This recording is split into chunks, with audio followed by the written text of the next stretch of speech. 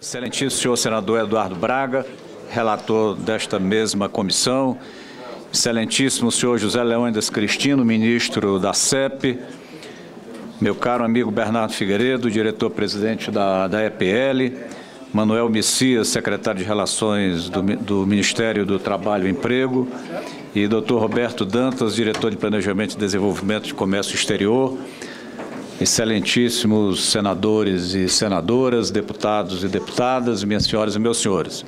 Agradecendo a oportunidade de poder estar aqui em tão importante momento para a economia brasileira, que é a discussão da infraestrutura, da logística, com foco na área portuária, e dizendo da minha honra e do privilégio de poder participar deste momento que é tão importante para todos nós.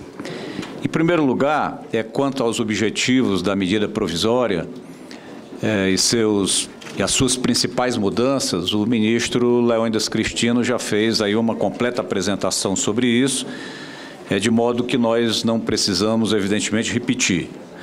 Fica muito claro que, entre os principais objetivos da medida provisória, destaca-se aumentar a oferta da infraestrutura portuária, acompanhado de redução de custos, atrair novos investimentos, especialmente investimentos privados, estabelecer uma maior competição entre os portos e dentro dos portos, entre terminais que operam dentro de um mesmo porto, e melhorar a eficiência da gestão portuária. Em resumo, esses são os grandes objetivos desta medida provisória que ora o Congresso analisa.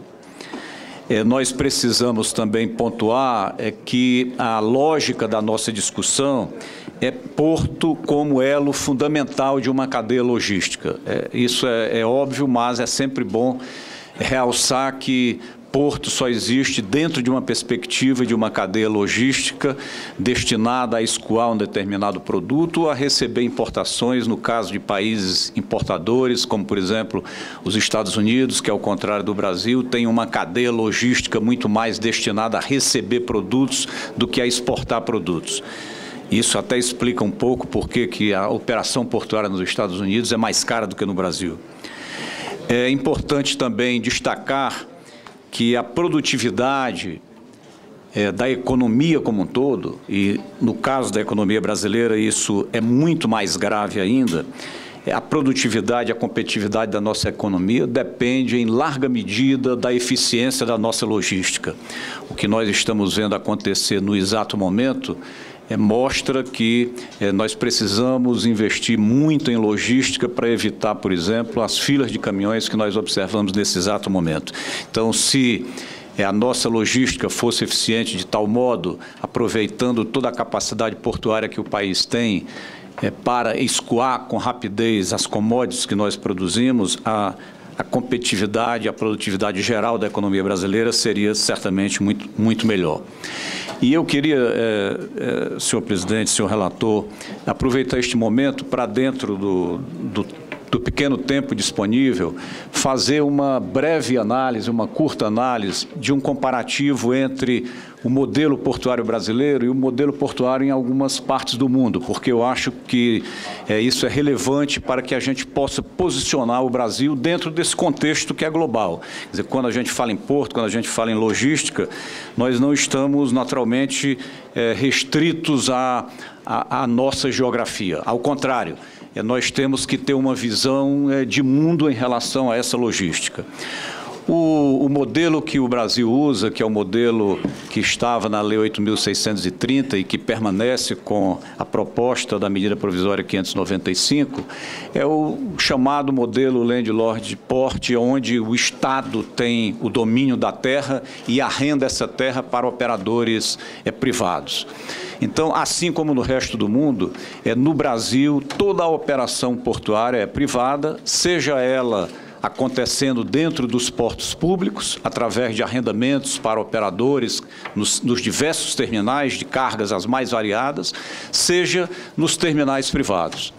O Brasil hoje tem 36 portos públicos que reúne cerca de 180 arrendamentos, todos operados pela iniciativa privada, e mais 129 portos ou terminais privados. Portanto, o modelo brasileiro avançou em relação, deste ponto de vista, avançou em relação ao que se observa no mundo inteiro, porque nós aqui temos uma associação entre o porto público, operando com arrendamentos, com terminais privados, e os terminais exclusivamente privados, que são aqueles que nós conhecemos, destinados basicamente hoje à exploração do que nós chamamos no mercado portuário de carga geral, de carga a granel, para atender às exportações das commodities brasileiras, sejam commodities agrícolas, sejam commodities minerais. No mundo todo, nós temos basicamente esse mesmo tipo de modelo. Se nós formos à Europa, por exemplo, onde estão os mais antigos e mais eficientes portos do mundo, todos são portos públicos com operação privada. Todos eles, sem nenhuma exceção. É claro que a gente sempre coloca como correto a exceção da Inglaterra, que foi o único país europeu que privatizou os portos, assim mesmo pequenos portos, pequenos, nada comparado com os grandes portos europeus. Destacamos naturalmente a Holanda com o seu grande porto de Roterdã.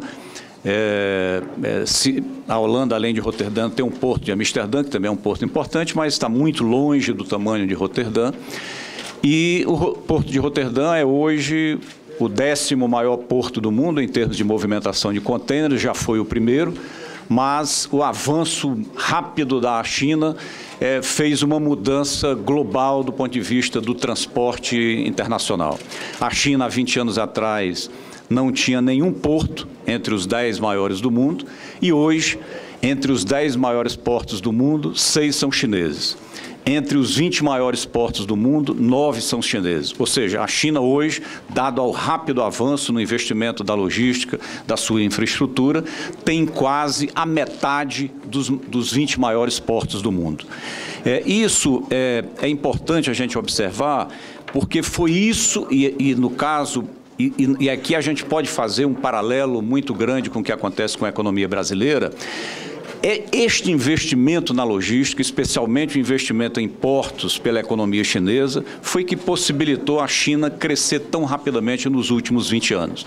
Portanto, a conclusão que nós podemos tirar é muito prática. Quer dizer, ou o Brasil investe pesada e rapidamente na sua infraestrutura logística, ou nós não teremos condição de continuar crescendo a taxas tão expressivas como o Brasil objetivamente tem condição de fazer. Se nós formos analisar os portos americanos, todos eles também são portos públicos com operação privada, sem nenhuma exceção. O porto de Nova York é um porto público, o de Los Angeles é um porto público, o de Houston é um porto público e assim por diante. Portanto, o que eu quero enfatizar com isso, presidente, relator, senhores parlamentares, é que o modelo brasileiro, seja o modelo anterior estabelecido pela Lei 8.630, seja o modelo que está apresentado pela medida provisória 595, é um modelo que se observa no mundo inteiro. E é um modelo que a prática demonstrou eficiente. Nós poderíamos certamente fazer uma rápida comparação entre as diferenças dos portos brasileiros com os portos do mundo afora e pontuar por que nós não somos tão eficientes quanto Roterdã, ou quanto Antuérpia, ou quanto Hamburgo. E o diagnóstico é muito claro também em relação a isso. Em primeiro lugar, existe uma diferença de escala. A escala do comércio global, a lógica do comércio global, mostra uma dinâmica muito clara de leste a oeste, ou seja, a movimentação entre Europa, Estados Unidos e Ásia. Nessa lógica do comércio global, nós temos os 25 maiores portos do mundo e cerca de 70% da movimentação da carga internacional. Na lógica norte e sul do comércio global, onde nós estamos situados, o volume de comércio é muito pequeno quando comparado com o eixo leste-oeste. Por isso, o Porto de Santos, que é o maior porto da América Latina, em termos de movimentação, seja de contêineres, seja de tonelada, está muito longe dos demais portos europeus. O Porto de Roterdã, por exemplo, que é o 10º do mundo em movimentação de contêineres, movimentou cerca de 11 milhões de TEUs, enquanto que o Porto de Santos não chegou a movimentar 3 milhões. Em termos de toneladas, esse mesmo porto movimentou 450 milhões de toneladas e Santos não completou 100 milhões de toneladas. Ou seja, a diferença de escala é um dado do mercado. Quer dizer, não há como se comparar a escala, o tamanho, porque o Porto de Roterdã, na verdade, não é um porto da Holanda, ele é um porto de todo o norte europeu. Uma outra diferença, e essa nós podemos trabalhar efetivamente, é a ausência de um planejamento público estratégico para o setor portuário. Nós estamos recentemente, a CEP está fazendo isso, inaugurando um novo momento de planejamento estratégico para o setor portuário, mas nós não tínhamos isso no Brasil. Quando nós visitamos qualquer porto de qualquer parte do mundo, a primeira coisa que nós vemos com muita clareza é a diferença e a preocupação com o planejamento para os próximos 10, 15 anos. Então, o que está acontecendo hoje em Le Havre, na França, ou em Roterdã, ou em Hamburgo, ou em Barcelona, são os investimentos que foram programados para o porto funcionar de forma eficiente daqui a 10 ou 15 anos. Então, a ausência de um planejamento público estratégico consistente é outra diferença entre o desempenho dos nossos portos e portos de outras partes do mundo. Esse quadro, por exemplo, ele é muito eloquente para mostrar essas diferenças que são gritantes entre os portos. Quer dizer, aqui nós estamos comparando com dados de 2011, o Porto de Roterdã com o Porto de Santos. O Porto de Roterdã recebeu 33.681 navios e o Porto de Santos recebeu 5.526 navios. Claro, pelas diferenças de escala que esses portos têm. Em termos de volume de carga, o Porto de Roterdã movimentou 434 milhões de toneladas e o Porto de Santos, 27 milhões de toneladas. Em termos de receita, nós não estamos tão ruim assim. O porto, a receita, mesmo com uma diferença tão grande de movimentação, o Porto de Santos teve uma receita que representa 50% da receita do Porto de Roterdã. Em termos de investimentos, a diferença de fato, preocupante. Roterdã investiu 1.150 bilhões e Santos apenas 35 milhões de reais, que é algo que explica de forma muito própria por que o Porto de Santos não consegue avançar tão rapidamente. Uma das causas muito claras é essa, o pouco nível de investimentos. Em termos de funcionários, a situação também preocupa. Roterdã, 1.220 funcionários, Santos, 1.360. Em termos de produtividade, é outra preocupação grande, decorrente naturalmente dos outros dados. Roterdã movimentou 50.301 toneladas por hora e Santos movimentou apenas 11.247 toneladas por hora. É claro que essa comparação nós podemos criticar, podemos encontrar vários defeitos nela, mas ela é apenas um retrato panorâmico das diferenças e das causas entre portos eficientes mundo afora e os portos brasileiros. Uma outra questão que também está por trás desse quadro é a gestão profissional que nós encontramos em qualquer porto do mundo, mesmo sendo portos públicos.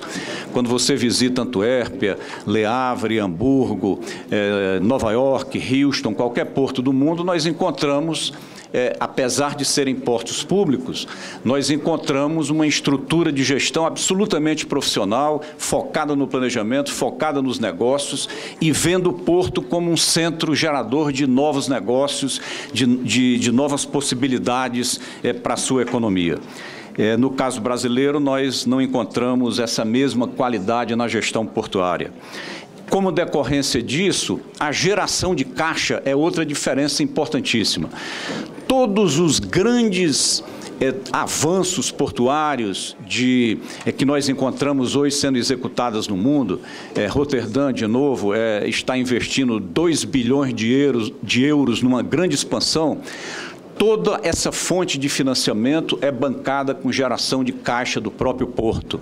O porto se financia garantido a partir da sua própria geração de caixa. E, naturalmente, que os nossos portos não têm essa capacidade de geração de caixa para financiar os seus próprios investimentos. Uma outra diferença também muito importante é quanto à descentralização desses portos. Todos eles, aqui citados e outros que nós possamos examinar, são portos públicos, mas a sua gestão é descentralizada basicamente para os municípios ou para os estados. Então, por exemplo, todos os portos europeus são administrados descentralizadamente nos municípios. Já estou encerrando, senhor presidente. O Porto de Roterdã, por exemplo, ele é administrado pela municipalidade de Roterdã. Embora a sua participação acionária tenha cerca de 66% do município e o restante do Estado holandês, mas a gestão é focada no município. Os portos americanos, por exemplo, são administrados pelos estados. O Porto de Los Angeles é um porto estadual pertencente ao estado da Califórnia, administrado, portanto, localmente. Então, essa é outra diferença que nós observamos e, naturalmente, decorrente disso, uma grande autonomia que essas autoridades portuárias têm para decidir o seu dia a dia, para tomar suas decisões, sejam decisões de investimentos, sejam as suas decisões de expansão, de fazer novos arrendamentos. Destaco, para finalizar, senhor presidente, que remanescem alguns gargalos importantes no setor portuário brasileiro, entre eles os acessos terrestres, principalmente os acessos ferroviários, que deixam os portos sem uma capilaridade de acesso tão importante quanto a que tem que ter, além, naturalmente, da questão hidroviária que não está bem atendida. O excesso de burocracia é outro gargalo importante que tem que ser removido, porque representa um custo brutal para as operações portuárias. A falta de autonomia das autoridades portuárias e a falta da gestão profissionalizada. São esses, na minha avaliação, os principais problemas com os quais nós temos que nos debruçar na análise da medida provisória 595. Muito obrigado, presidente. Muito obrigado, relator. Obrigado.